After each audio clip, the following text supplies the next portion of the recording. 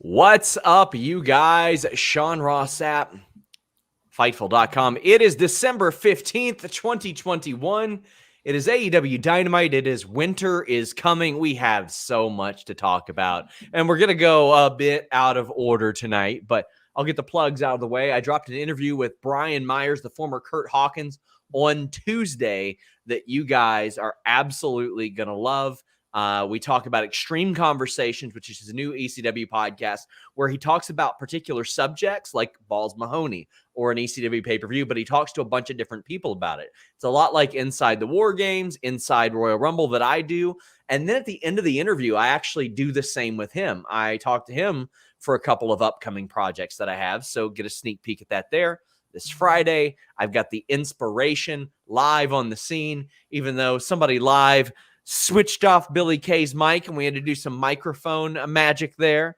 The former Billy Kay, rather, Jess McKay. It is a fun talk. They both slapped me, which was wonderful. I called Gail Kim old, which, I didn't mean at all. I would never say that about my youthful, exuberant best friend, Gail Kim.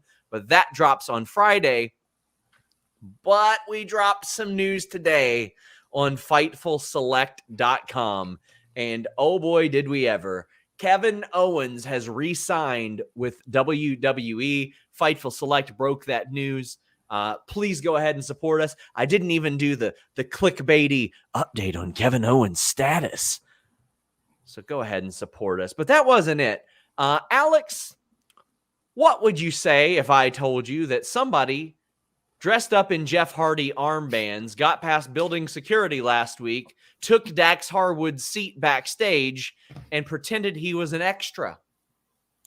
I would say that story was broke on Fightful Select. Yeah, and I would say that human was lucky to not be broken by MJF and Dax Harwood. If that story sounds ridiculous to you guys, it's even more ridiculous when you hear who he claimed to be friends with, etc., etc. That story on FightfulSelect.com. Please subscribe. And the last plug I'll even give you. Today, no listen, you boy. So I did a free preview of the Fightful Select Q&A show. It is out everywhere. Check it out. But you know what? You can also hear this fella at least twice a week on Fightful Select, although sometimes it's been 3 times a week with the trajectory of wrestling. We got Alex Pawlowski. How you doing? I'm doing very well. It is a sickness that is why I have a Sour Graps show, that I am cursed to see the bad things everywhere first and most clearly. So there's certain things that I go, wow, that could be really great, and then my brain tricks me into saying, no, you know what it's going to be. It's going to be terrible, and that's kind of how my brain works and has been throughout most things recently. Robert DeFelice got an early glance at that Inspiration interview that I mentioned. He's been doing a lot of the articles contingent with the interviews that I do. Robert, how you doing? Sean, I wasn't doing great, and then Dynamite happened, and then, oh my God, Dynamite was fantastic. So, now I'm doing pretty great. Well, guys, we're glad that you're here with us. We appreciate you. There were a lot of you who said really nice things and sent in donations for some of the toy pickups we did for those affected in the Midwest, especially Western Kentucky, by the tornadoes. We picked up a bunch of toys. I want to thank Toy Vomit, Toy HQ, especially for that. They don't want the love, but I think they should get the love. They sent me 4 totes full of Star Wars, WWE, UFC, Ninja Turtles toys to send down to Western Kentucky. So a big thank you to them for that. I will be there Sunday, and I hope you guys swing by. Show those guys some love because they are great people at Toy HQ, Toy Vomit in Lexington. Danhausen, Ethan Page, Hornswoggle will all be there. Go get pictures, get things signed. Check it out Sunday afternoon at Toy HQ in Lexington, Kentucky. But if you want to keep supporting us, leave us a thumbs up. Donate a super chat. Donate a humper chat. You might say, what in the shitting balls is a humper chat? It's okay. Lots of people do. It's just our name for chats on Streamlabs. You go to humperchats.com. I promise it's not going to get blocked by your school, by your work, whatever, at least not yet. Donate a humper chat and get your question or statement read on the air, and it lets us keep a little bit more of that And you know what? There's one more way you can support us. Next Tuesday, holiday stream here at Fightful. A lot of freelancers don't end up getting holiday bonuses and stuff. We like to do that at Fightful. So all the proceeds of that stream and the super chats will go towards freelancer Christmas bonuses and the like. And we've already got some super chats and humper chats. Pro Wrestling Podcast says at least we know Winter and Veer are riding in the same car. They are both coming. And Winter, not only did Winter come, so did many people on this evening. Curtis PhD said, thank you, Alex, for letting me rant about the live Raw show I attended on Sour Graps. This show felt even better from home. Well, you know what, guys? We're not going to start with what started the show. I think we're better off leaving that as the main event of this podcast, so to speak. I think everybody would kind of agree there. So we're going to talk about the Elite promo at first. And boy, if I was posting 60 minutes and 1 hour later and a bunch of goofy little breadcrumbs on Twitter all week, then Adam Cole dropped his pants and left a big old duty breadcrumb right in the middle of the plate. He looked at the Young Bucks and he said, next Wednesday, oh, I got a present for you. I got a big present for you. Well, let's not beat around the bush, guys. Every single person in the world, Robert, thinks he's talking about Kyle O'Reilly, whose contract expired last week, coming over there. Yeah. I'll be very sad if it's not Kyle O'Reilly, but my God, the idea of the Undisputed Era, the core group, as much as I love Roddy, he's still in NXT, coming out and just taking out the Young Bucks, because why would Adam Cole need them when he has evolved beyond them with this new group? That's what I want for Christmas, Sean. Alex, one of my favorite parts about this is where Adam Cole said, yeah, the super click, and then the Bucks go, yeah, and Bobby Fish. They made sure to establish Bobby Fish is not in the super click. He's not in the Elite. He's not in the Young Bucks. He's not a former member of the Bullet Club. He's not any of that. He's not any of it. He's Bobby Fish. Yeah. This is very even more so intriguing now that we know that Kevin Owens is not becoming Kevin Steen and showing up in AEW in the next couple of months, which would have been another wrinkle to like try and figure out how to break up all this stuff. Now it's kind of a like, are we getting is it like it becomes Adam Cole probably choosing between his two favorite tag teams, and that is really interesting.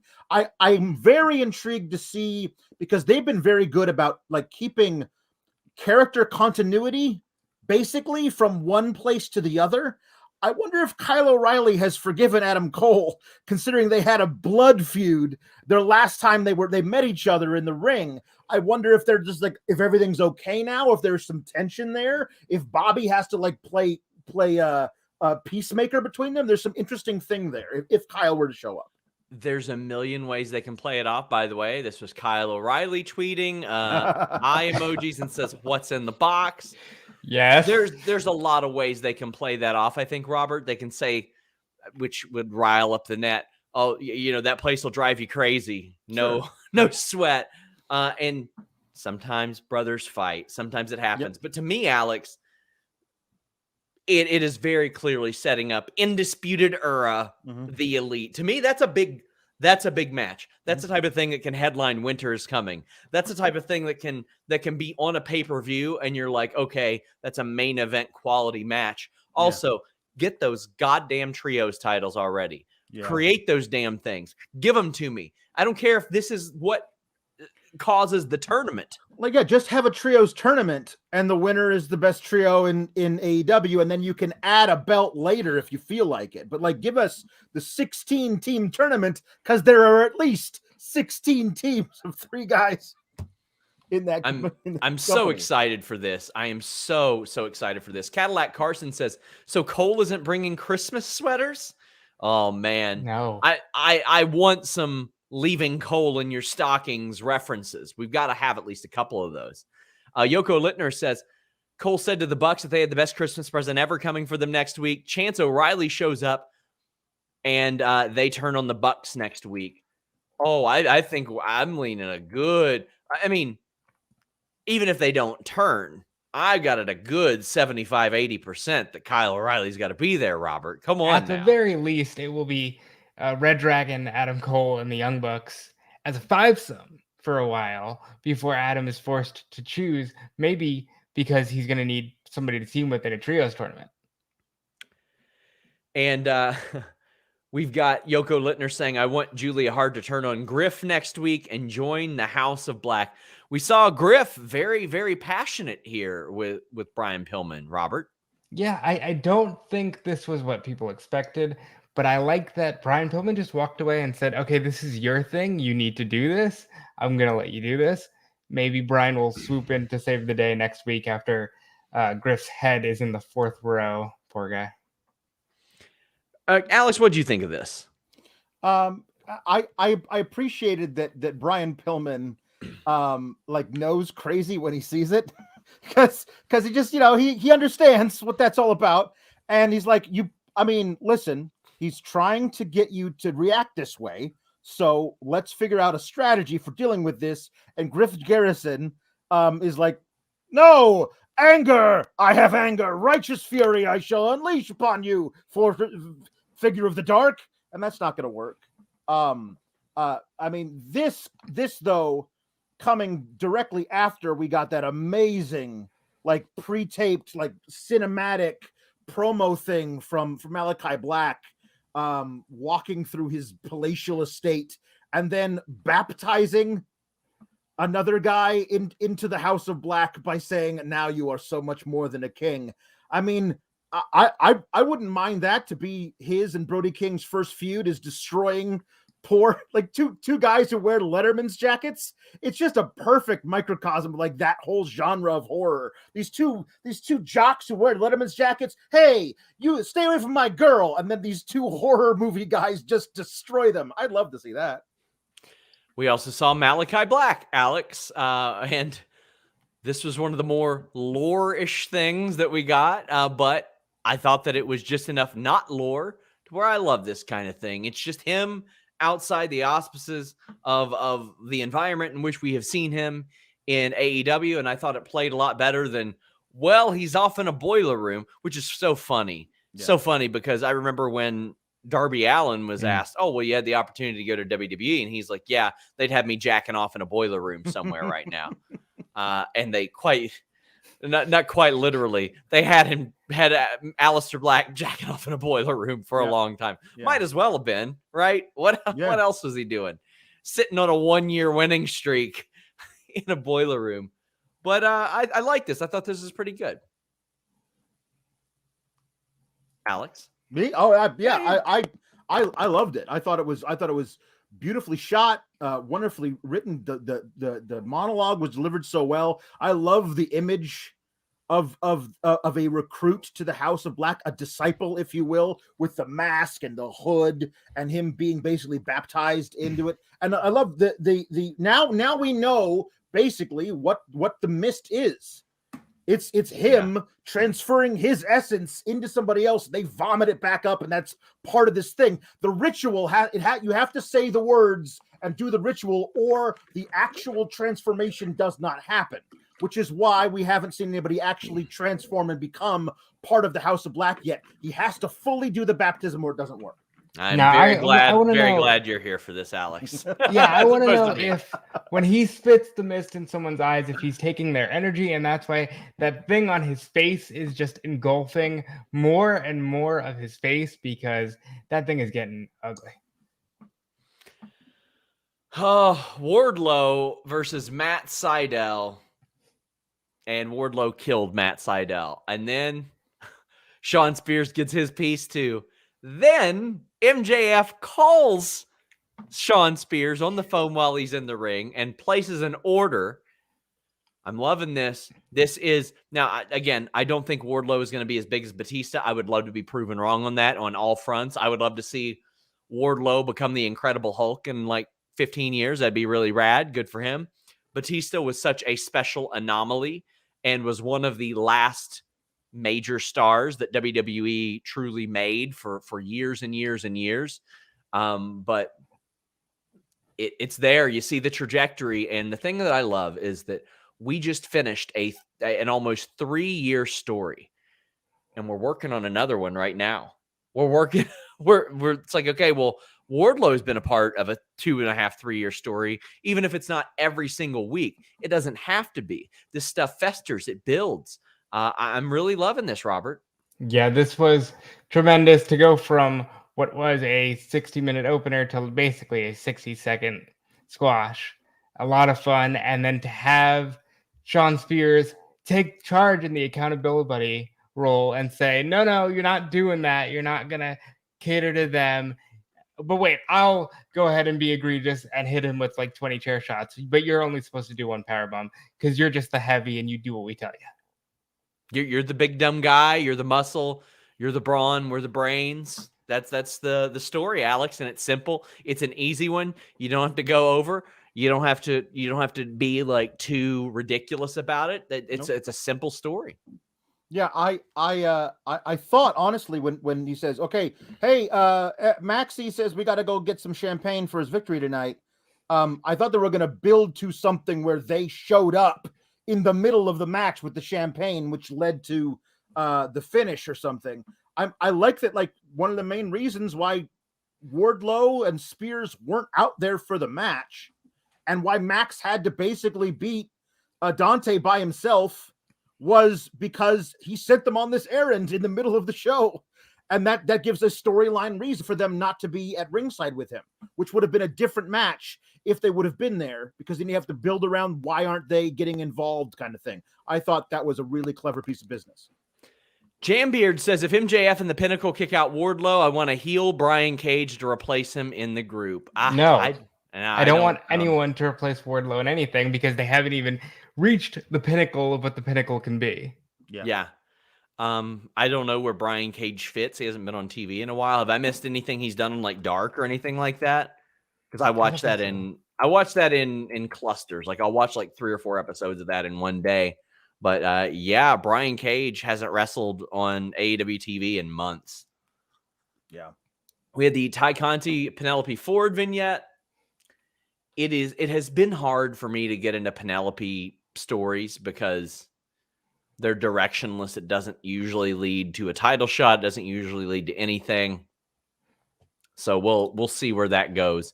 Any thoughts on that, Alex? I like that Ty and her just have a problem with each other. And that's the thing. That doesn't have to be like an actual feud that you have to touch back on every week and it builds to something big. It's just, we can have them have matches with each other because we know they hate each other. So eventually we can book that in there when we need to. Also, I love these pre-tape promos because Ty, with all these colloquialisms, but in a very thick Portuguese accent, is really, really fun to me. Batch. Like, it's just so much over the top. I love it very much. And it's basically her catchphrase now. She ends every one of these vignettes with bitch. And it's fantastic. I like this because I think it's going to set up a submission finisher for her. And I think that will be good moving forward. It's almost like self-parody of how a lot of those women's promos end, which I think is very self-aware. It's just I haven't been lit on fire by like the Penelope, Allie, Ty Conti, Anna Jay stuff. It just hasn't done that much for me, and I've been ready for them to move on, because I mean, this has been months. It has been months and months. Like, we're talking like September, I think almost August, because they wrestled. Ty Conti and Penelope Ford wrestled on Dynamite 100, if I'm right, in Chicago. They definitely were wrestling before Anna Jay was even back.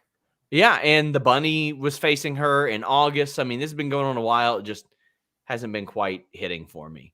But I love Ty Conti as a performer. I think she's really great. Oh, Serena Deeb and Hikaru Shida. That one worked for me.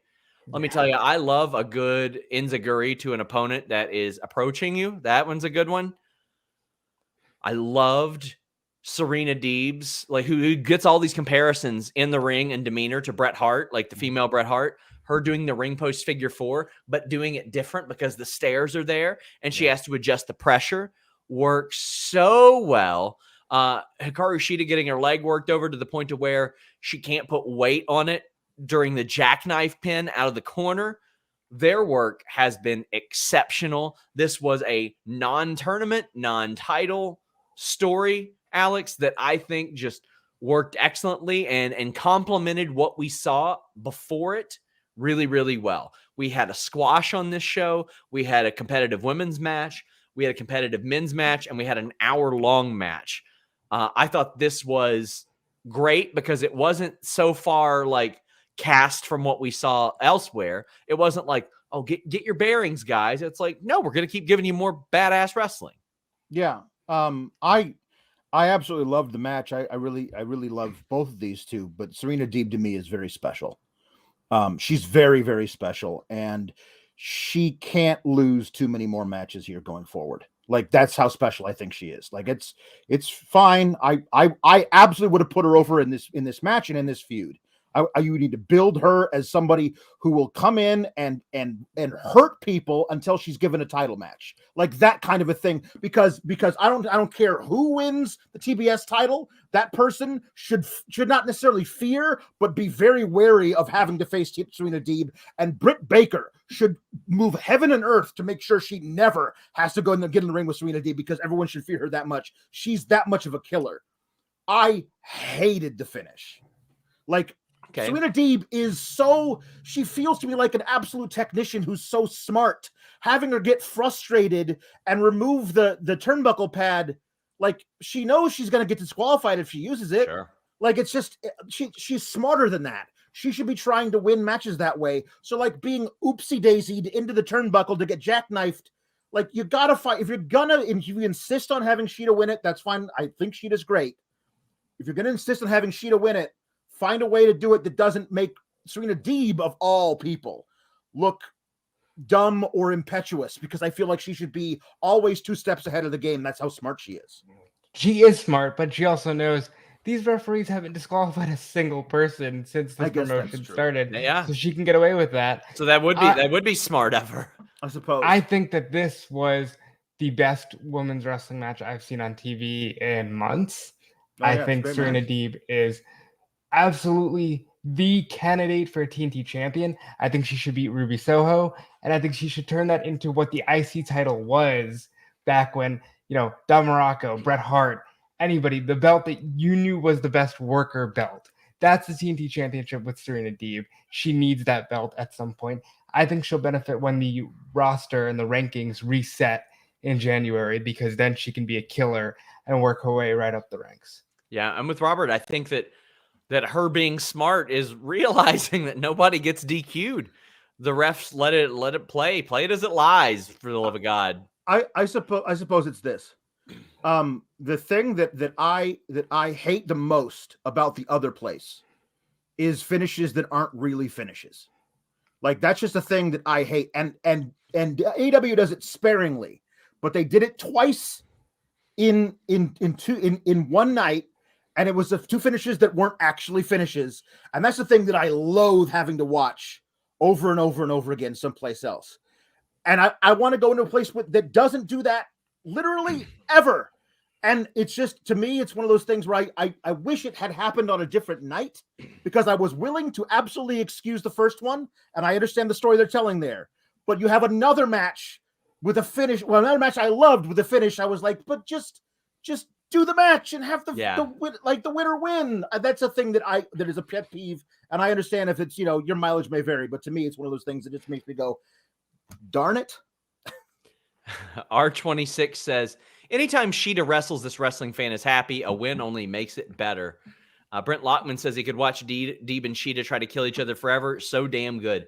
And that's one of the beauties. If they don't go the Conti, Anna Jay, Penelope route, and they come back to this in a year, well, people are going to be like, oh yeah, I remember when they beat the shit out of each other. Yep. Cadillac Carson says, I love that Deeb and Shida didn't start with a lockup. Deeb knocking Shida off the apron and swinging her kendo stick. I love it. Yeah, she just threw it. She threw it. And again, Shida's like, what are you going to do? Disqualify me? Good luck. Good luck. By the way, guys, get in your humper chats. Get in your super chats. You can donate a super chat here on youtube.com/Fightful. You can donate a humper chat at humperchats.com. All you need is a PayPal. Shazarn says, maybe a newbie question. How do they feed ad break times to the talent in the ring? My guess there is a light or something next to the hard camera, or every wrestler has the world's most insane internal clock. Or I the think refs the have an referees have the earpiece. Yeah. Yeah. refs have an earpiece. That's how you do it. Before we move on from that women's match, I gotta say the neck breaker on the steel post Yeah, around the this is good turnbuckle stuff. was the coolest thing That's good I've stuff. seen Yeah. in a very long time.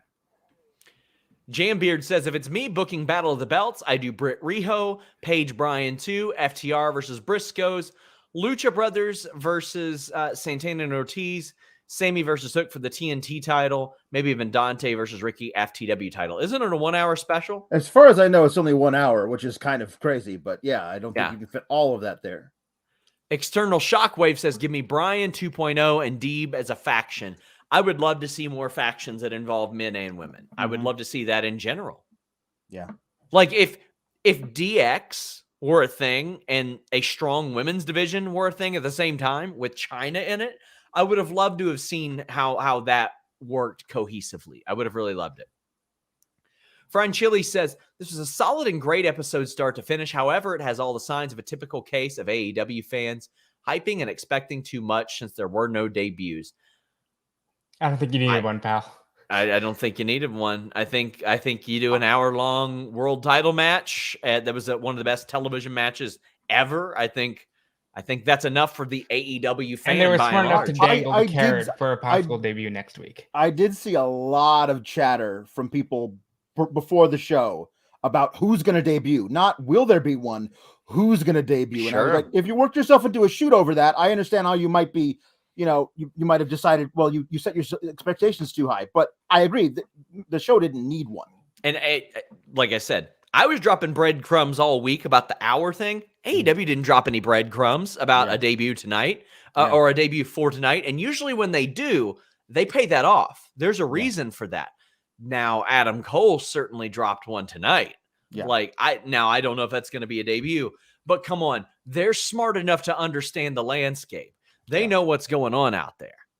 Yeah. Jonathan McPherson says, great show, great wrestling, perhaps no huge debut moment, but it's not a bad pace to pace your shows and give us a reason to tune in next week because the title match killed, was it?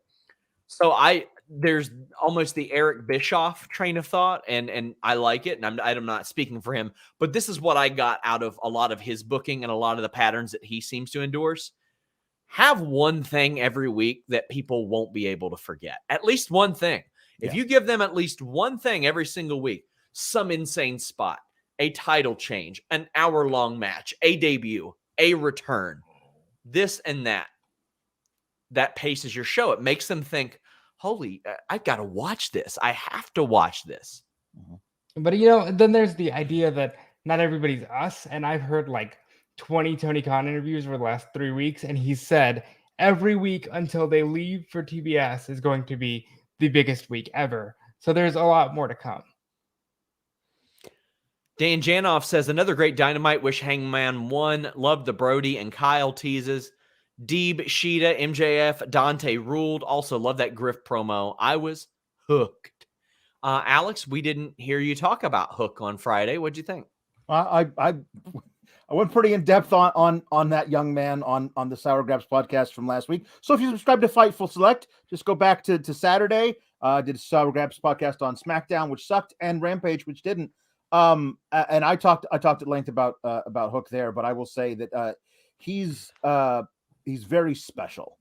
Like there's a certain thing that transcends just being able to do cool moves or cut a promo, and that's just presence. Like he doesn't need to do anything other than just be there, and the whole crowd can't take their eyes off of him. And when you add that to a move set that is almost entirely unique to him, it's a style, everything that is so different.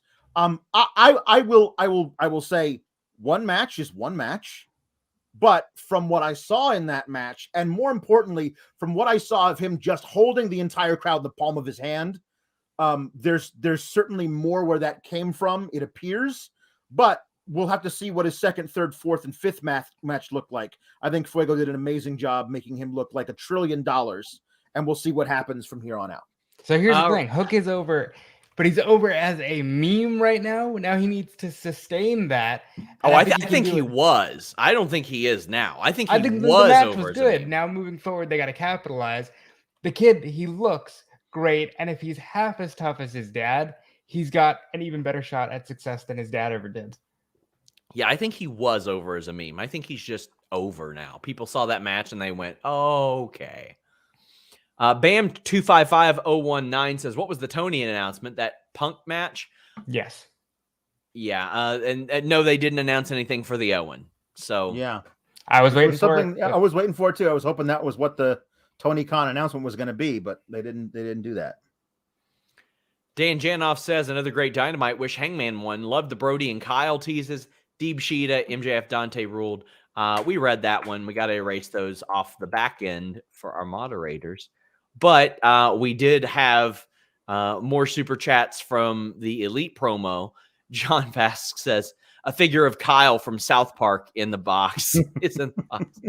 And Perseus says, anybody who comes out of a box is instantly over. Everyone knows that. That's a Pritchard rib. Michael B says, Cole and Kyle had a blood feud before leaving WWE. They had a blood feud before leaving ROH. If they have a blood feud as their AEW contracts are coming up, should we read into it? Yes. I like it. Malachi Black says, Griff is way too eager to sign his own death warrant. Good promo, though. Yeah. You got to see that promo growth out of Griff, though, and that's what I like. Yeah. MMA Hunky says, Malachi Black spits in the face of people who do want to be cool. I love it. That's good stuff. I love it. Knocked Bogan says, the House of Black promo was fantastic. What a great line. Now you're so much more than a king. That's a great, another one. Fantastic. We're talking about breadcrumbs. Yep. They're leaving loaves. Yeah. They're baking us loaves. They're not even slicing it up. They're just saying, here, it's fresh. Eat it. Yep. And I'm ready for it. Chris Rain says, loved Malachi dropping the King line. Miguel says, I'm predicting Brody King will be Malachi's first member of the House of Black, and his loyal companion after joining will be Pac, with Julia Hart being the first ladies. What do you guys think? I think you're absolutely right. Robert, what do you think? I don't think Pac is going to join the House of Black. I'd love to be wrong, but I think he's too good as the leader of something and on his own. But of course, it looks like the Lucha Brothers have found a new home this week, so maybe they don't need him right now. Right. I think that Brody as his loyal His heater. his loyal henchman who's always there for him. But Pac as being the guy that Malachi wants to be his right hand, and he keeps trying to get him over there. You could do a really cool thing where Pac is in his thrall for a little bit and is able to break away, and that's your big nemesis fight between Malachi Black and Pac. I think those could give you amazing matches and a really compelling storyline to go along with this House of Black story. Brent Lockman says, I love this House of Black stuff to an unhealthy level, but can't help but to fantasy book this whole thing. Do you think Brody will keep his name, though? Yes, I think so. I think so. James Edward Smith says, I think you guys missed that Black said to the guy he was baptizing, you are now more than a king. Oh, we didn't miss it. No, it was there. No, it was there. But thank you for the super chat. Yeah. We appreciate all the support anyway. Get in your super chats or humper chats like Jar Lazul did. I believe Black was talking to Cody when he said, now you are so much more than a king. Would be great. Kind of like a nod from when Cody broke the throne. Also, I mean, Cody's theme song. Yeah. Wrestling has more than one royal family, which he's obviously referring to Queen Zelina and the Princess of Staten Island. Correct. Carmella. Correct. It was all a tribute to that. Bam says, I wish they timed out announcements better. Love the show still. Yeah, I do too. There are some things, and I can tell you some things have scheduling conflicts, and you push it back. Yep. When the Owens news dropped today, I was like, you know what? Maybe I'll tell that story about Dax and MJF throwing somebody out of the locker room tomorrow. Save something good for tomorrow. You can't always do that. Hyped it up for today. Got to run it today. Eddie Kingston promo. It's going to be Eddie, Luchas, and Proud and Powerful against 2.0, Garcia and the Acclaimed at Rampage. Bless Anthony Bowens. I got nothing but excitement to watch that guy wrestle. Yeah. And I got nothing but excitement for this match. Very, very pumped for that. Alex, any thoughts? Well, we're getting a submission match for the women, and an 8-man tag and a 10-man tag. Like that's a lot of people involved, and I think a lot of it is, well, you paid money, people in Garland, Texas, to come see a taping, and a full hour of Dynamite is just 2 people. So how do we get as many of your favorites in front of you as possible? Let's put 18 guys in 2 matches on the Rampage taping, so we can get everybody out there, get all their music played, get everybody popping and ready to go. I think that's why they did it. I think both matches should be a lot of fun in different ways. But I always love Eddie Kingston, just like my best friend at the World Penta, and Ray Phoenix too. I'm gonna kick your ass. I love it. Yeah, I can't complain. I mean, really, that 10-man tag should be really good. Jonathan says, for me, the black mist is that everyone else eventually realizes they're evil, whereas Cody will never not think he's good. I love that there is still room for a lot of interpretation here. Yeah. And I think that's a really, really beautiful part of all this. Main event, MJF is a 3-time Dynamite Diamond Ring winner, and I think it had to be. I mean, it's his. It's just his. It'll probably always be his. Until he's just not in the damn match anymore. I like that it's his, because what purpose does it serve anybody else? It's a ring that has been owned by him. It's an easy feather in his cap, and the match was really good. MJF is quickly showing a lot of doubters, Robert, that he can work any pace, he can work any style, he can work in the ring, he can work on the microphone. And before this, outside of the unusual comment that swallowing was somehow a bad thing, I got to say, this promo, hell of a rebound from that one that we criticized a couple weeks ago. He was like, you're talking about low-hanging fruit, and you came out and said, LOL, your team sucks for 10 minutes. He's right. He's right. And I'm sitting there saying, why are you booing him? He's right, Robert. Yes, he was right. But then, of course, he collectively said that Texas has 1 daughter, which I just thought was hysterical. But, MJF is so good at being an asshole, and I think as fun as Long Island was, he's so much better when the crowd is booing him. And yes, he was right. CM Punk is going for low-hanging fruit. It's only going to get better from here, and I think next week could very well be as good as it gets in terms of in-the-ring treats with everybody involved. Alex, your thoughts? I thought the promo had before the match was really good. I like him. Like when you have the benefit of a full week to be like, okay, this is the thing that my opponent did. Let's find a way to like concisely, riff on it. I thought that the whole all you could say was your team sucks, which is dumb. I thought that was a pointed criticism. And basically, him winning the match is the right call. I mean, for if nothing else, this gives him a thing to lord over everybody that a lot of people don't really even care that much about, except for at the time, because you can't defend it. Like if somebody beats MJF, like they don't get the diamond ring. But it is a kind of a thing that I love that he can always say, I've got it. Nobody else does. Nobody else has ever had it. I'm the only ever champion. It feels more important to him than anybody else, but that's good for an egotistical heel. He should have something like that he can always fall back on. And this way he can say, I don't need your stupid TNT championship. I got the diamond ring. That's the best thing that there is in the company. And because it's his, I believe that he feels that way about it. I do think at some point he should try to like option C it or whatever, like cash it in for a world title shot, because he needs the world title. He's not always going to need the ring. Yeah. But I mean, where does it go? What's the point in cashing it in? It's just the once a year thing.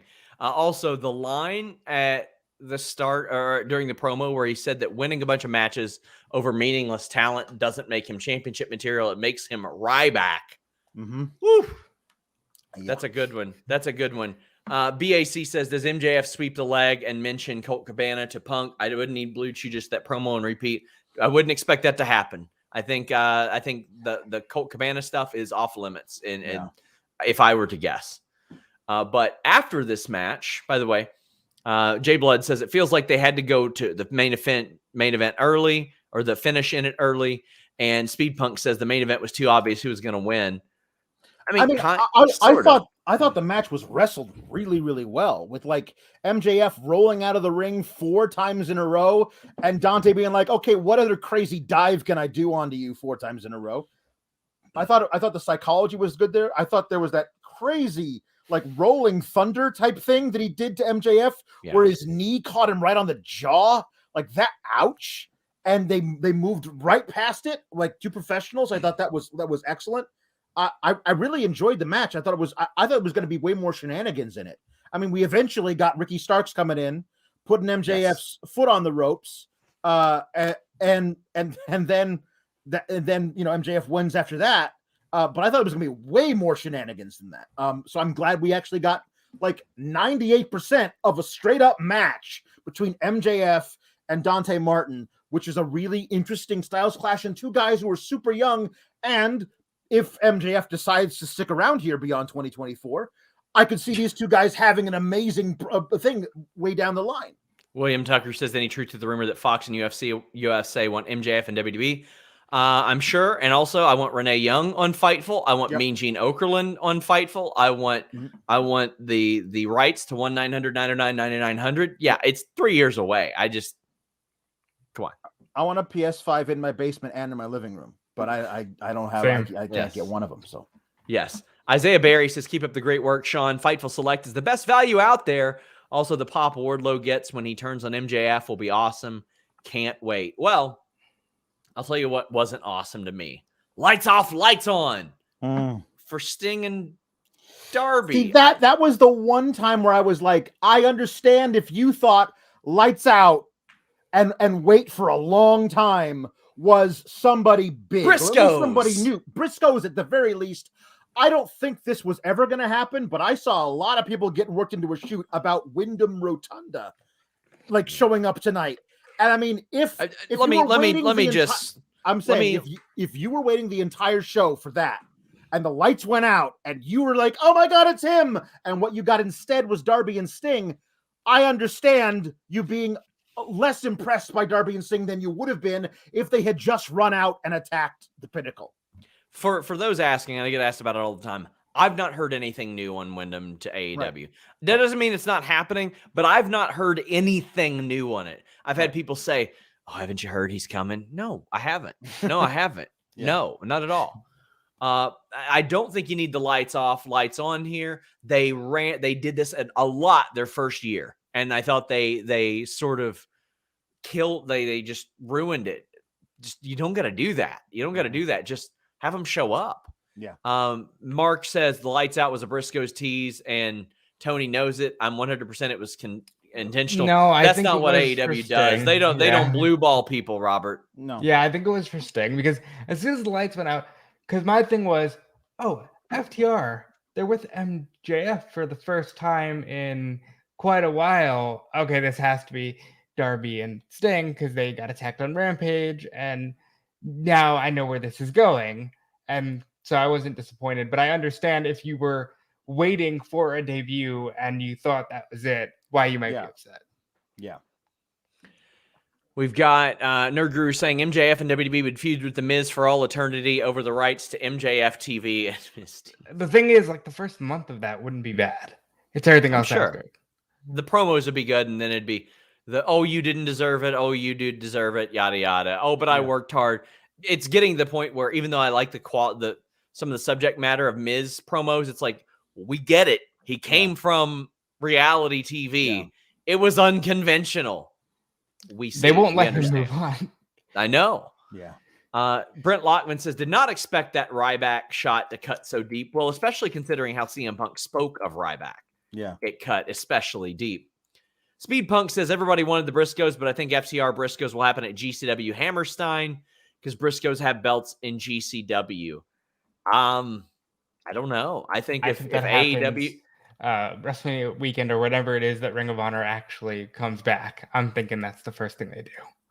Possibly, but if Briscoes don't have ROH contracts by that point, there's nothing that ties that to ROH. Jambeard says Pinnacle versus Punk, Darby, Sting is basically the high school wrestling team versus the kids who go to Warped Tour. And I guess their dad that dropped them off. Which one at this point? Jonathan McPherson says MJF going for all the most obvious stereotypes about Texans, then immediately complaining he gets criticized for going for low-hanging fruit. Perfect. Yep. Yeah, that's good.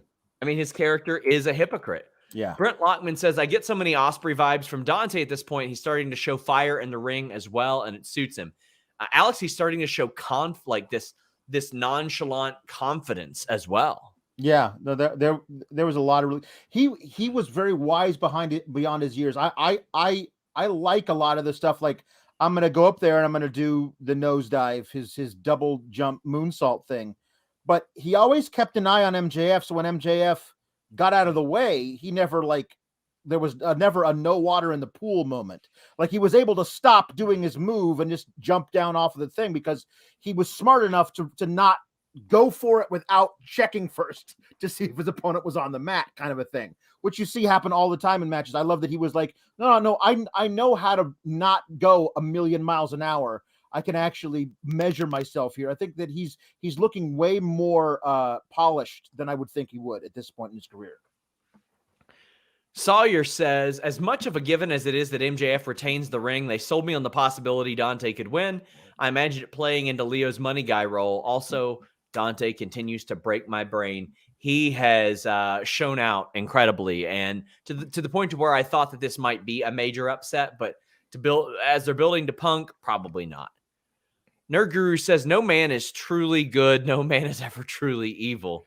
And Pro Wrestling Podcast says, did Brody King sign with AEW? We have not confirmed that as of yet. I did see the report from Body Slam. I'll work to see what I can find out.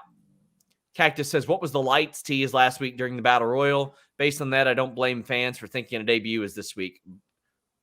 A possible lighting error being like, guys, a debut. Yeah. I don't know. Yeah, I wonder if the debut thing was also akin to Sting showed up out of literally nowhere on Winter is Coming last year. So maybe people were thinking, well, Winter is Coming, they're going to have a big time crazy thing every year when that's never been promised. I mean, but they did, though. They gave us a 60-minute world title match. I suppose. Yeah. Grayman Media says, do you think AEW is going for a Terry Taylor UWF style heel turn with Cody Rhodes, where Cody denies he's a heel and says the fans are the bad guys? I mean, great reference, pal. And yeah, I think that is where they're going. Eventually they'll get there. But I think that starts on Christmas. I bet you he comes out or Brandy comes out dressed like the Grinch. One of them is going to be dressed like the Grinch, and Cody's winning that belt from Sammy. Alicia Ellis says, oh, Lord, here comes the rumors that the Owen Cup details weren't released because Kevin re-signed all over Twitter. Facepalm, I hate conspiracy theories. I think that AEW is probably known for a solid month they weren't getting him. And even then, what's it matter? His deal wasn't up for a month and a half anyway. Right. Like William Tucker says, does AEW need a junior heavyweight title? Nope, not at all. No. Enough of their talent is under that weight limit anyway. What could possibly be the point? There are not a lot of super heavyweights that aren't eligible for that division if they did it. Guys, you can please still get in your super chats and humper chats as we're heading towards the main event. And let me tell you, fellas, you don't want your balls and wiener looking like Hangman Page after an hour-long world title match. You don't want to gig your balls.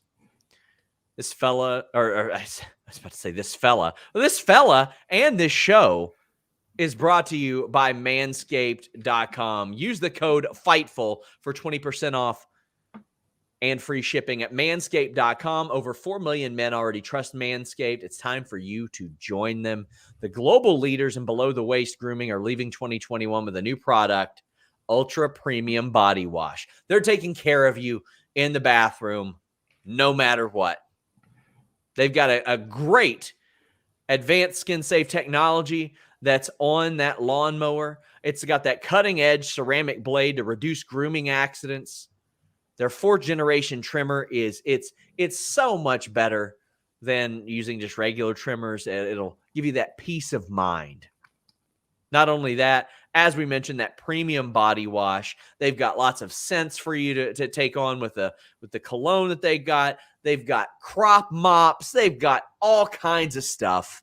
Tons of formulas, stuff to add to whether it be your Christmas gifts that you're looking to pick up for somebody last minute, or, you know, maybe you just want some balls to look better in the new year. I mean, maybe that's what you're going for. Let me look for this right here, because I didn't do this. There we go. There we go. So if your balls are dropping on New Year's Eve, make sure they're not dropping in a pool of blood. Manscaped.com/Fightful does reduce those grooming accidents. Get all in on your confidence, smelling good for this new year. Join Manscaped.com and use the code Fightful. Not my best segue work, but you know what?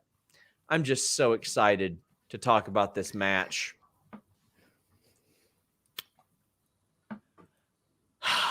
Daniel R. says, with the Wyndham debut, this is just me.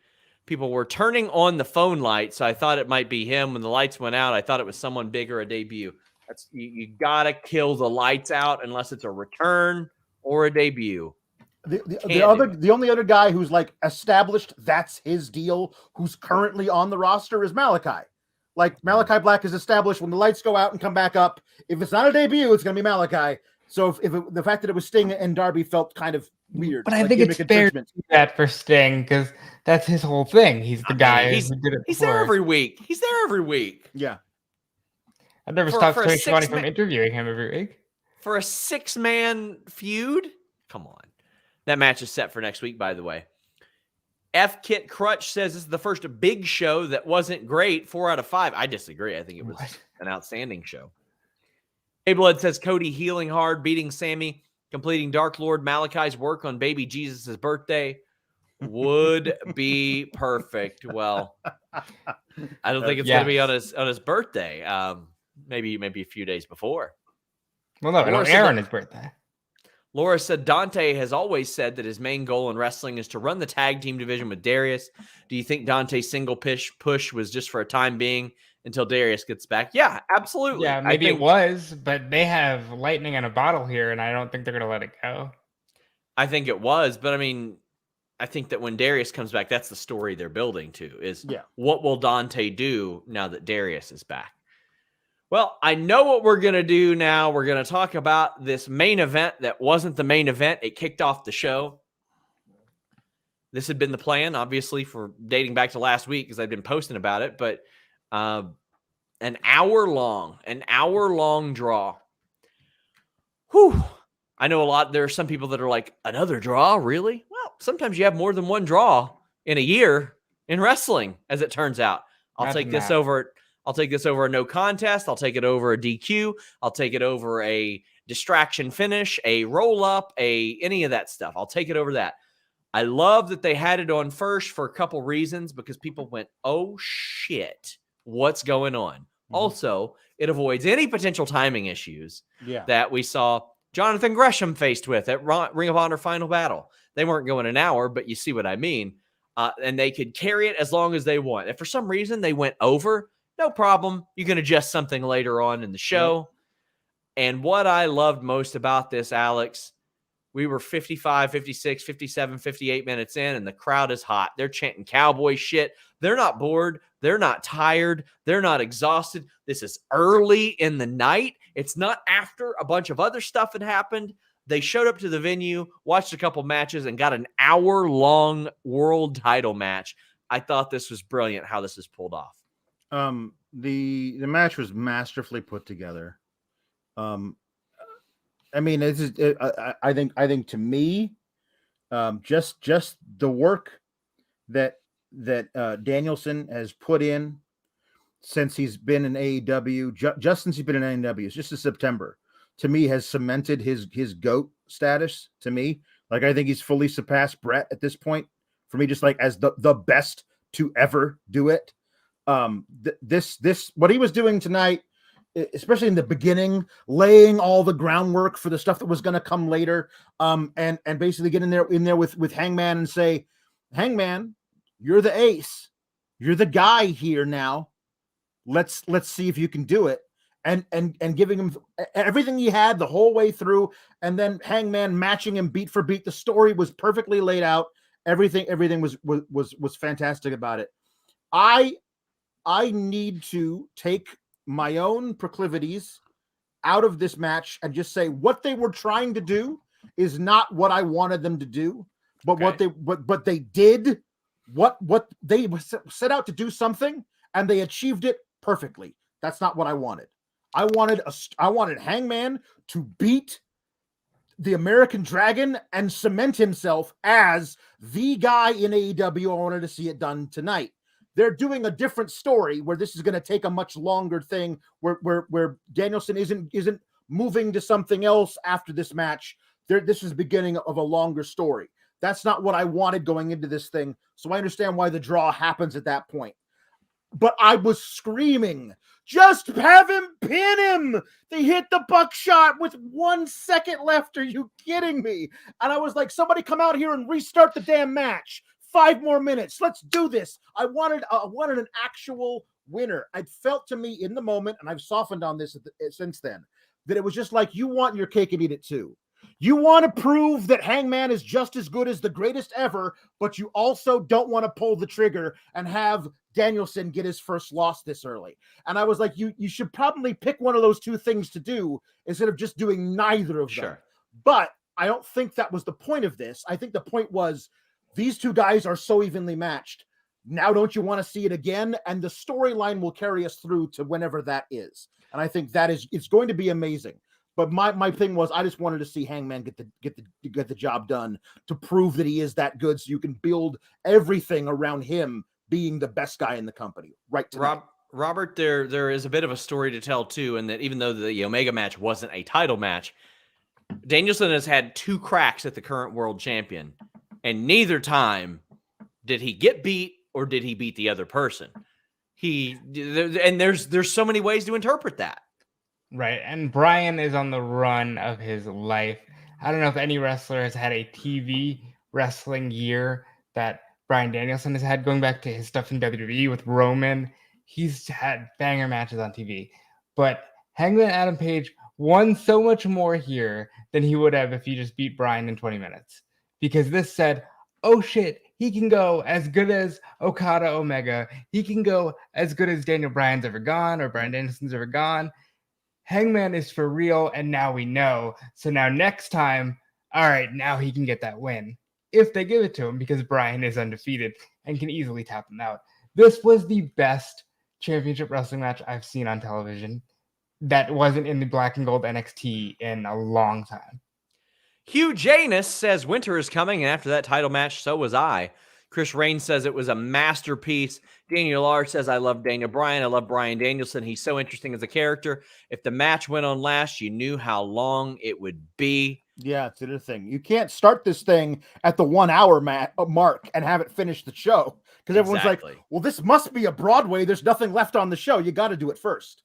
Exactly. It wasn't like, because this, all due respect to AEW, WWE, when Michaels and Cena did this, and they start off, we're like, oh, well, they must have something planned for the end of the show because WWE isn't going to run an hour-long match. Right. And then they did.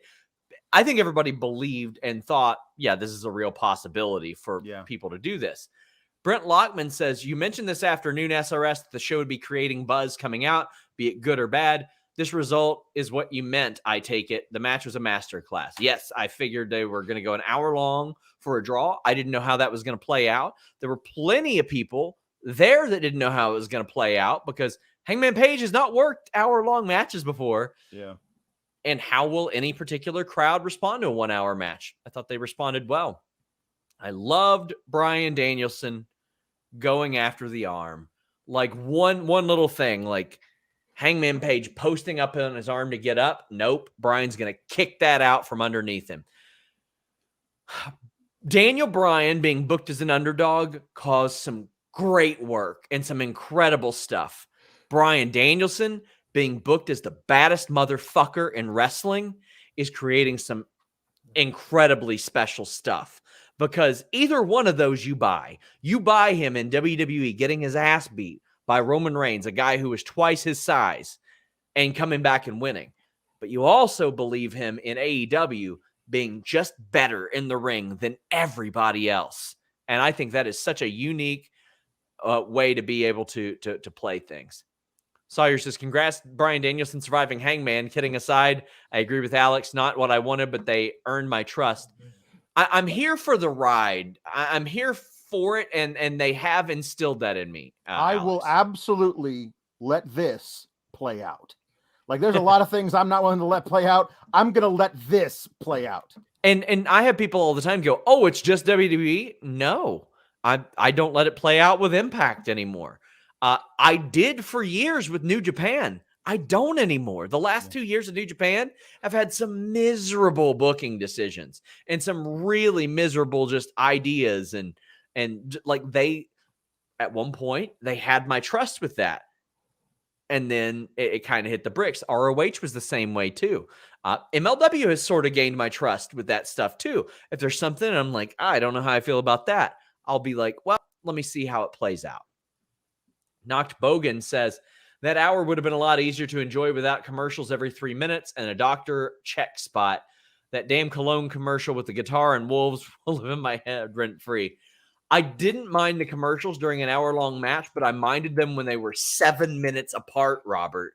We got commercial and then 7 minutes later commercial because they had to leave it open for the finish. Yeah, I think they tried their best. They gave us 20 minutes on the nose without commercials, and they did what they had to do. But this was far too good to be without commercial breaks because they are still a TV show. And Danielson... Got to make their money. Right, and Danielson did for Hangman what Kenny Omega couldn't because of that story. That story was so personal that Hangman had to finish it with a win. Danielson said, no, this guy is for real. This is Sting in '88 at the first Clash, but they actually were able to go the full hour. And I know the Flair comments going around, but Danielson in 2021 is a little bit more on top of his game than Flair in '88. And we had somebody actually reference Ric Flair a little bit earlier. I'll find that super chat in a bit. But more content. CA says, moment of silence to Kenny Pack being the best Iron Man match on Dynamite ever. Well, I mean, this is the first one to go an hour, isn't it? Yeah, and this is better than an Iron Man. It wasn't even an Iron Man match. It was it's going to go an hour. Hey, one at a time. Sorry, go. What are we doing here? It's better than Iron Man. Iron Man, you know it's going to go an hour. Sean and Brett, people like to talk about it as the best thing. You knew it was going to go an hour. This, you never knew when it was going to end, and they took you for the whole ride. Alex, you may speak. No, it's true. If it was a sudden death hour-long match. It could have ended 15 minutes in, but it didn't. Mark Losper says Flair can buzz off. Shouts to being on International and having it commercial-free on Fight. You're lucky. You're very lucky. I will be seeking out that version of the match for sure. Nerd Guru says Ric Flair can't say that Danielson is mid, then watches Hangman match and go back on it. That old hack is trying far too hard to gain clout. Bryan is better than him in his sleep, quite literally. Okay, now I do think to me, Bryan Danielson is probably the best wrestler I've ever watched, period. But I mean, I don't know about in his sleep. Was he better than Ric Flair? Ric Flair was really good. Well, we got a good chance to see it, considering Bryan basically said for the 10 years he was in WWE, he was asleep. So, and you know what he didn't get? Any 5-star matches, Robert. Like I give a shit. Irene says, Hangman Danielson match was amazing and tells a great story as a time limit draw. It sets up a triple threat with Kenny when he comes back. I don't think they're setting that up with Kenny. I mean, people are saying Kenny's back in February. I don't know if that's the case. If they wanted to somehow keep this going with a match somehow that happens at Battle of the Belts that also doesn't have a finish, and they keep this going all the way through February, I like it's an option, but I want to just see eventually Hangman beats Danielson or Danielson beats Hangman. I want to see that match.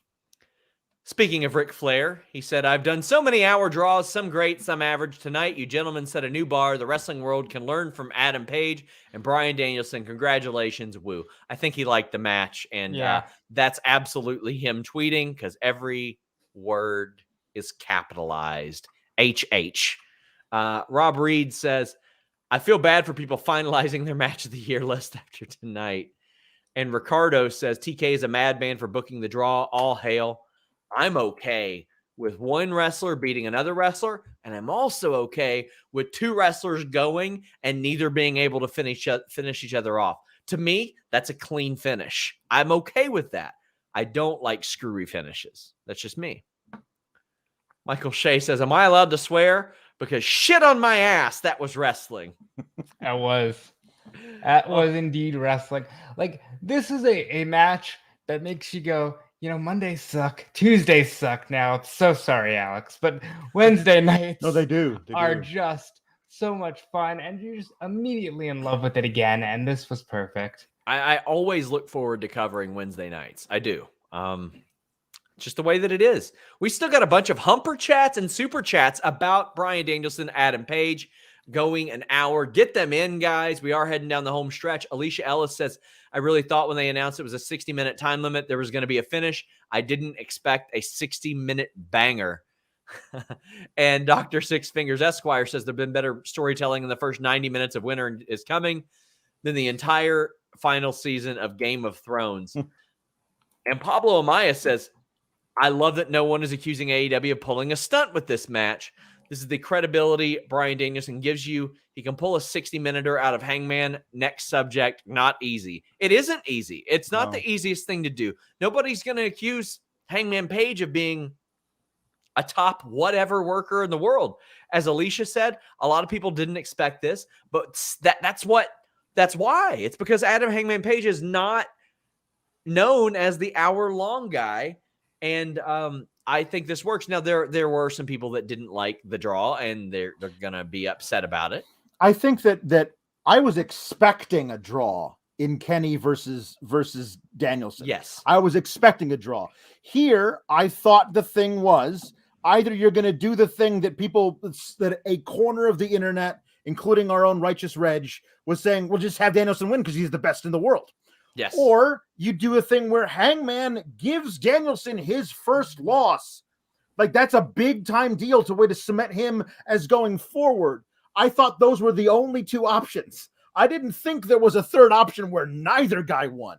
For some reason, that just didn't enter my mind. So I was kind of, I knew which one I wanted and I didn't get it. And that was in the moment like, oh, darn. But I understand now after looking back on it, that there's another option that might be the best one. So Mark Losper says, I have no idea why people are having conniptions about the draw, gives them a bunch of story outs going forward and saves the streak. I don't give a damn about a streak. I don't care. Right. Again, good wrestler. They wrestle. One wins, one loses. And if the match is good enough and the story is good enough, Robert, okay. Here's the thing, though. Down the line. In the company that swears wins and losses matter, Danielson has yet to lose, so It does still matter that he's undefeated. If I had my way, I'm gonna go. Well, then he can win. Yeah, if I had my way, he would have won. I think Bryan Danielson's the best in the world, and they need to put that belt on him now because we know he's got a limited time. It's just that he's facing the most beloved champion in all of wrestling. It's a good problem to have, right? Yeah. You've got so many over people. It's like, who do we put the title on? Yeah, I do think you can't take the title off of Hangman this early because you cut the legs out not only from under him but from under the last 2 years of storytelling. If he wins the title after all of that, only to lose it in his first title defense, well, I don't know where we are after that. But you have an awesome champion in Danielson, but everything that happened before that seems to be for naught to me. I do think they could follow up on a lot of stuff better. Like, we don't see much stuff with Paige and the Dark Order after that was such an integral part of the show for such a long time as well. Stuplexer says the Revolution card should be 1 4-hour match between Paige and Danielson. And Mark says, Robert has it right. This match wasn't about Hangman beating Danielson and kayfabe. It was about making Hangman a wrestler who can carry the brand. That is a good point, Robert. Like, now Hangman, when he goes out there, you'll have that question in your mind. Like, will this go an hour? Because we know that he can go an hour. Not that I'm comparing him to Cena in the ring, but Cena went up against Michaels at WrestleMania 23, and Jim Ross called it finishing school. Hangman just went to finishing school with Bryan Danielson. Dante V says the time limit draw took the hype out of this show. WWE booking conditioned people in the wrong way. I agree. If you're applying WWE logic or notions to this show, you're probably just watching the wrong show. You're probably just watching the wrong show because this does everything different. 20 years of conditioning of watching only one kind of major professional wrestling. And we'll do that to somebody where you're like that because those conventions are ingrained in your brain from 20 years of only having them and then some other things sprinkled out there that maybe you're not watching because they're not on TV for you. Especially when the primary alternative in TNA, instead of embracing the alternative that made them gain the buzz, they said, oh, well, let's just be like what they are. And they adopted so many of those things. Yeah. Cadillac Carson says the buckshot lariat and then time runs out. Hope my neighbors didn't mind me yelling. What a match. So working the arm, him not being able to use the arm for a while, then finally doing it, but it costing him those crucial seconds. Mm-hmm. Oh, that was good storytelling. That was really masterful storytelling. Miguel says they had more commercials during Page and Danielson than the amount of times MJF flipped his bird during the match. It was an hour long. It's an hour long. You had to do Watch that somewhere. Iron Man from NXT last year with the 4 guys. That had way too many commercials, and it can hurt a match. But I think there was enough action here, and because it wasn't an Iron Man and you never knew when it would end, it was warranted. You got to get your 15 minutes in. That's them's the rules. Eloquent says, do you think Danielson and Hangman should have gone last? I get they opened to pop a rating, but it was impossible to follow that. I don't think they did it just to pop a rating. I think they did it because timing issues. You have a hotter crowd, a more energetic crowd. That crowd's going to be very, very happy when they see that 10-man tag on Rampage in like hour 3 of whatever they're watching this week. They're all right. R26 says, I'm glad I waited for Hangman and Page and the Utami Suri match on the 29th before I made my top 10 matches of the year. I'm glad Suri's getting some love too. Yeah. Any thoughts, Robert? I see you about to say something. No, I just think like this match is an easy runaway for a match of the year. I don't think anything comes close. This is the AEW match that says this company's arrived. And yeah, look, they opened with it and that might have hurt the show, but they closed with Punk, Sting, and Darby. And I don't think if you're watching at home, you could ask for anything better to sandwich a show. And yeah, I do want to give Suri some love because the years that she was in UFC and it wasn't quite working out for her, I was like, oh, well, she's going to come back to wrestling and she's going to kill it. So I'm really glad to see her getting her flowers. William Tucker said, love the match. Can this lead to an increased fan base? Possibly. If there is that type of, quite frankly, if there's a 1989 NWA fan that happened upon this match, they're going to see this and they're going to go, wow, that was cool. Like, there you go. And that quite honestly, AEW doesn't have that older demographic. William says, do you think the rematch will be on the first episode of TBS? Battle of the Belts. Battle of the Belts. Has to be on Battle of the Belts. Brian Moore says he was literally yelling out loud at his phone. He's never been so invested in a match. Brian looked like he could go another hour. Insane conditioning. He skinned the cat at 58 minutes, Alex. Yep. Yeah. Remember when he was retired? No, the fact that like 40 minutes in there, he was just doing jumping jacks in the corner. Like he's got the conditioning of a madman. He could go 2 hours. I believe it. Daniel R says, I want Bryan Danielson to beat up everyone. And then TK says, I have one bullet left and it's either Omega, Sabre, or Gargano. I think Gargano is probably going to pop up before that. I mean, yeah, I think he's going to take some time off as he said, but I mean, one bullet left and a guy that he went to a draw the Okada with. trigger, I think. Yeah. It's going to be Okada. All due respect to Zack Sabre, I think if Bryan Danielson goes through everybody, it's got to be somebody like Okada. Andy Slamberg says, Adam Page has been a revelation. Send him and Danielson out at Battle of the Belts with a 90-minute time limit. I still think, like, haven't we just heard that this is an hour? I don't know. I feel like it is an hour. Yeah. We'll see. I'll check on it. I'll ask. Rerun says it's official. Tony Khan does not believe in foreplay. Excellent crowd. The version of Bryan Danielson is my favorite wrestler of all time. I love hearing that too. I just love hearing that. And I'm sure he loves hearing that because he is an artist that wanted to create. Yeah. And he's getting to paint his picture right now.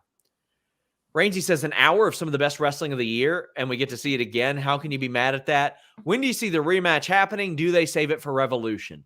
I don't think they can save. I don't think they can wait until the beginning of March, Alex. Too far. Like, I mean, unless they do the thing again and we get another non-finish of some kind and keep kicking the can further down the road. I feel like you gotta do it. Like, I think this is a perfect thing to like say, well, you saw these guys go 60 minutes. You saw that Winter is coming. Now at our first ever big time Saturday quarterly special, they are going to be the thing you're going to tune in and see and have that go to the finish. Whoever wins. And then you can move on to whoever wins that gets another feud, taking them into Revolution. Look, I mean, selfishly, Revolution's not too far from me. I'd love for them to run it back at Revolution, but I think it has to be on their first big quarterly special. We have Brandon Campbell saying, is it possible the draw happened because Bryan was just a fill-in and Hangman was supposed to face Moxley, in which case Hangman would have just won? I do think that Moxley was the original plan. That's just me based on his trajectory. But now you're in a situation, Alex, where when Moxley comes back, he's going to be world title hot again. Yeah. And he was en route to that anyway. He sure was, and he was en route to like becoming the brawler heel that everybody fears because he just hurts people so quickly. I wonder if it was supposed to be Moxley. If it was, that would make sense because to me, I feel like you gotta give. This is one of the things that I'm willing to let it play out. But if it were me, I would want to give Hangman a good, solid, strong victory in his first title defense, and then move on to Danielson, where he can do this longer storyline where they go at it and they're evenly matched for 60 minutes or whatever and beyond. It kind of hurts to me, the whole storytelling of this, that he won the belt at Full Gear, cemented that story, finished that story off, and then he hasn't had a match between then and now. Like, I would have loved to have him get some title defense in there, some match in there where he gets to look really strong, like the champion of your show before he has this long thing with Danielson. I am 100% convinced that this was the plan for Hangman against Bryan because I knew that this is the guy you go 60 with. And I know Tony Khan is such a big fan of the territories. And I knew Battle of the Belts was coming. I think it would happen there. I do think Moxley would have gotten past Bryan, but I think this was always the plan for Bryan to take him to 60 minutes. Last call for Super Chats and Humper Chats. Head over to humperchats.com or donate here on YouTube. Robert Aquatic says, I feel you, Alex, but Hangman will forever be working to cement himself as worthy of the confidence his fans have in him. The anxious millennial cowboy story. Cowboy shit. That is a good point. Jay Blood says, the promotion tonight added breadth to whatever you can expect as a fan by giving you something you never expected. I'm here for it. Not a lot of 1 hour long matches on cable TV, especially these days. So I thought they pulled it off masterfully, even with all the commercials and like that was such a the complaint level of that. It's like, well, it's a necessary complaint. They had to do it. They didn't have any option. They did it as well as they possibly could. Sucks that they had to, but oh well. Max G says, love AEW, love Hangman and Bryan Danielson, but did not think it was entertaining for 60 minutes. I also think TK is possibly getting comfortable overselling shows. I believe in AEW, but there's only so many times before this erodes my trust. Max, I could not disagree more with each of your points. I think that this was a good finish, a good match.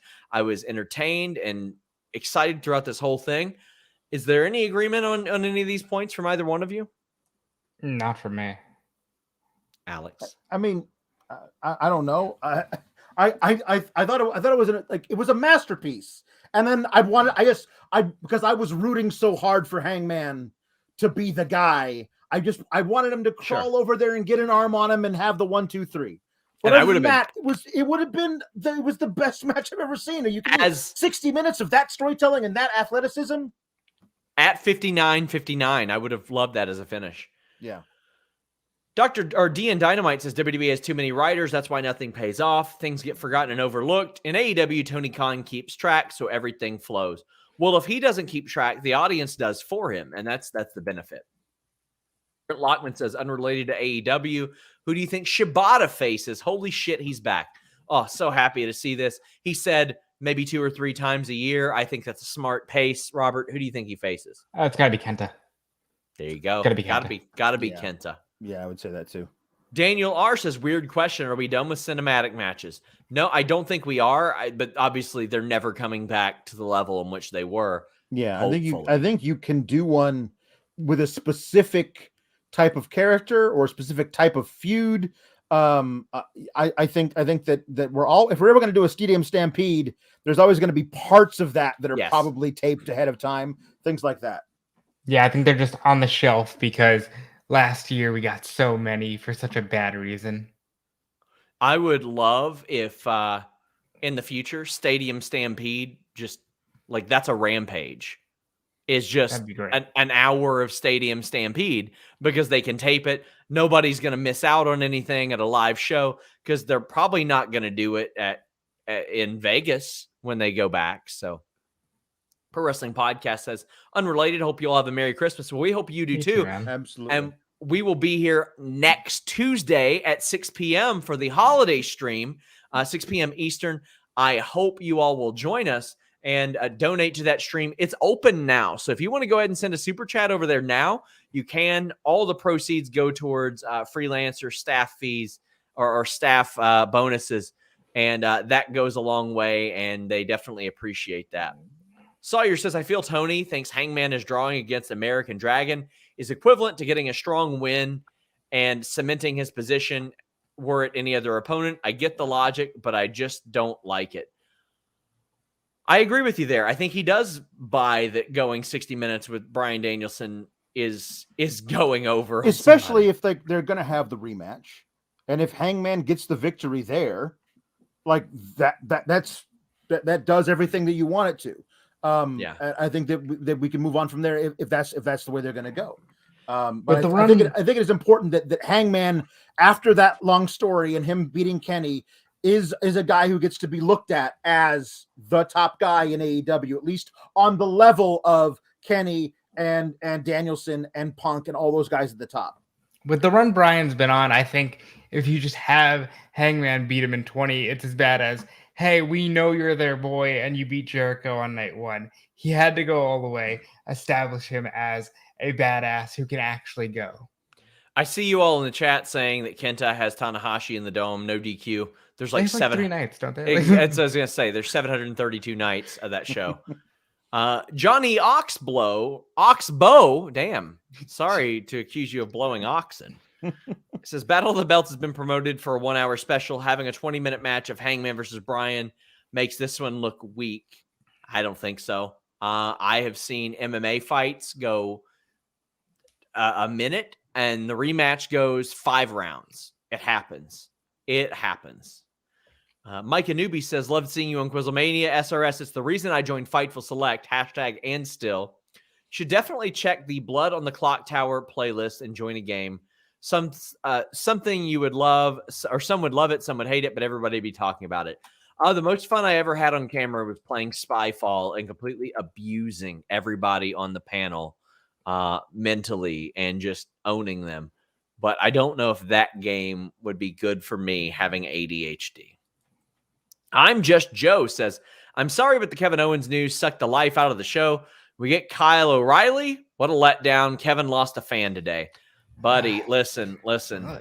I appreciate the super chat. That's weird. Please don't ever be like that. Kevin Owens is taking care of his family. He got a really, really good deal.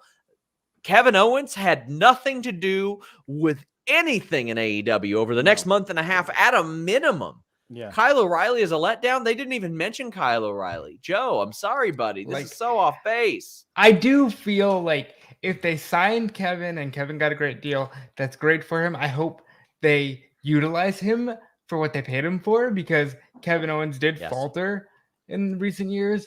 But yeah, saying look, KO He is doing what he thinks is didn't. They best. did. They No, fought. yeah, absolutely. I don't trust them as far as I can throw them to actually do anything with him that leads up, that actually is worth the contract that he signed.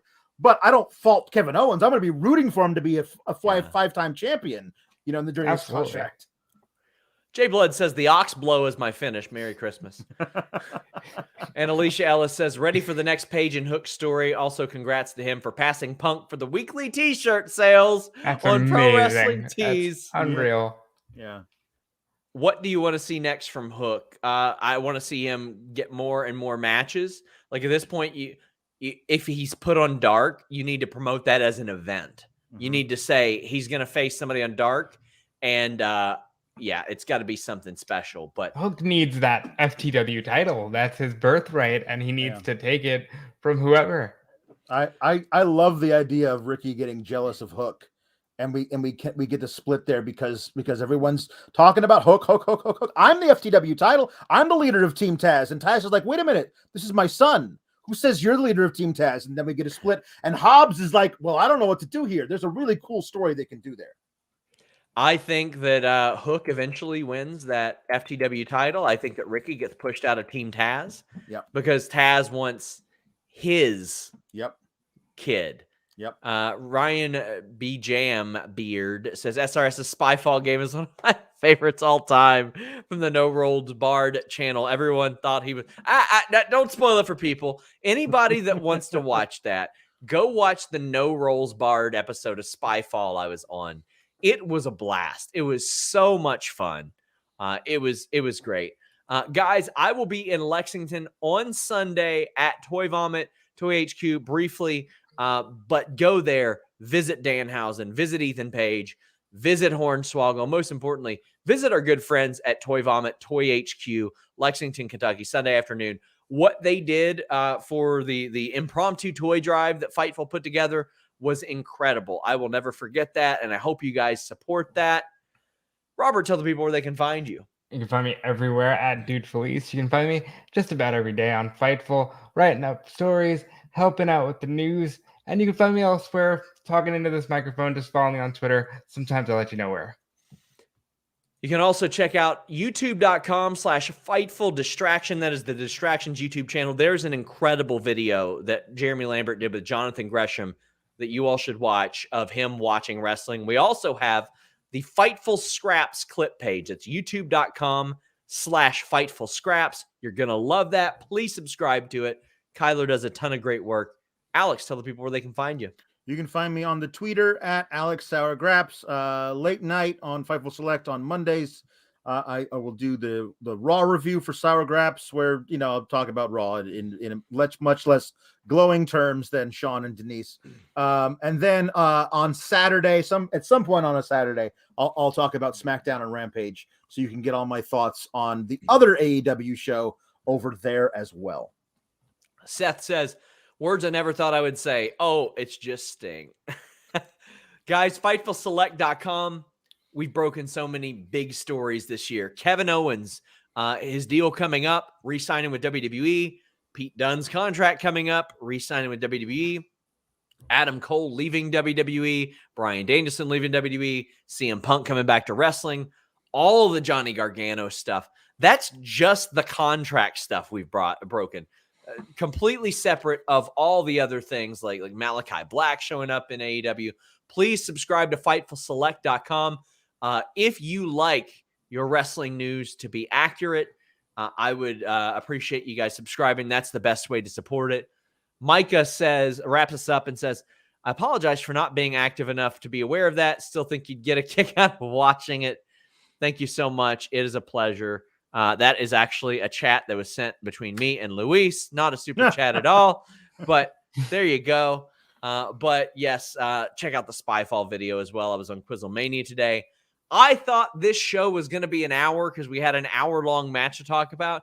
You guys supported us so much, and we hang around that extra hour. Alex and Robert know.